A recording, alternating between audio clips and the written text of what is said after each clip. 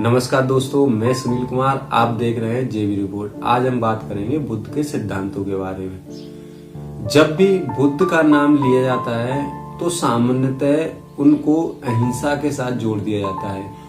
अहिंसा को ही उनके उपदेशों, उनके ज्ञान को समस्त सार बताया जाता है। अहिंसा को ही उनके ज्ञान का प्रारंभ व अंतिम रूप दे दिया जाता है।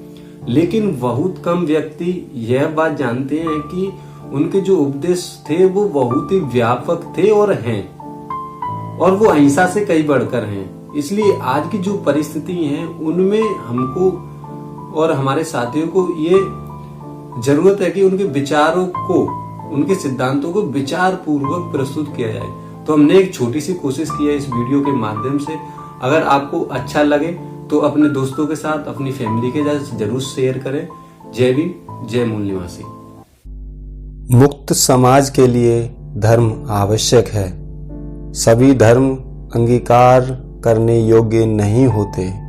धर्म का संबंध जीवन की वास्तविकताओं से होना चाहिए, ना कि ईश्वर, आत्मा, स्वर्ग या पृथ्वी के संबंध में सिद्धांतों से तथा अनुमान मात्र निराधार कल्पना से भी नहीं होना चाहिए। ईश्वर को धर्म का केंद्र बनाना अनुचित है।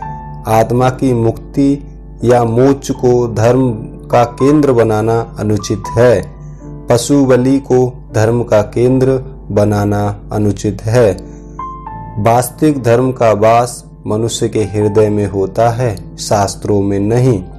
धर्म के केंद्र मनुष्य तथा नैतिकता होने चाहिए। यदि नहीं तो धर्म एक क्रूर अंधविश्वास है। जीवन का आदर्श केवल नैतिकता होना ही पर्याप्त नहीं है, चूंकि ईश्वर नहीं है। अतः नैतिकता जीवन का नियम या कानून होना चाहिए। धर्म का कार्य विश्व का पुनर्निर्माण करना तथा उसे प्रसन्न रखना है, उसकी उत्पत्ति या उसके अंत की व्याख्या करना नहीं। संसार में दुख स्वार्थों के टकराव के कारण होता है और इसके समाधान का एकमात्र तरीका अष्टांगिक मार्ग का अनुसरण करने में है। निजी संपत्ति के स्वामित्व के अधिकार से शक्ति एक वर्ग के हाथ में आ जाती है और दूसरे वर्ग को दुख मिलता है। समाज के हित के लिए यह आवश्यक है कि इस दुख का निरोध इसके कारण का निरोध करके किया जाए। सभी मानव समान हैं। मनुष्य का मापदंड उसका गुण होता है, जन्म नहीं। उच्च आदर्श महत्वपूर्ण होते हैं, ना कि उच्च कुल में जन्म।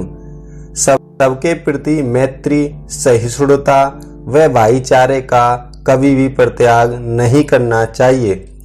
प्रत्येक व्यक्ति को शिक्षा प्राप्त करने का अधिकार है। मनुष्य को जीवित रहने के लिए शिक्षा की उतनी ही आवश्यकता है जितनी भोजन की।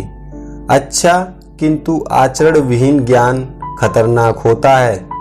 कोई भी वस्तु संदेह से परे नहीं होती। कोई भी बंधन सदा के लिए नहीं होता। प्रत्येक वस्तु छानबीन तथा परिश्रम का विषय होती है। कोई वस्तु सुनिश्चित तथा अंतिम नहीं होती। प्रत्येक वस्तु कारण कार्य संबंध के नियम पर आधारित होती है। कोई भी वस्तु स्थायी या सनातन नहीं है। सभी परिवर्तनशील हैं। वस्तुओं में परिवर्तन होने का क्रम हमेशा चलता रहता है। युद्ध यदि सत्य तथा न्याय के लिए ना हो तो वह अनुचित है। विजेता के पराजित के प्रति कर्तव्य होते हैं।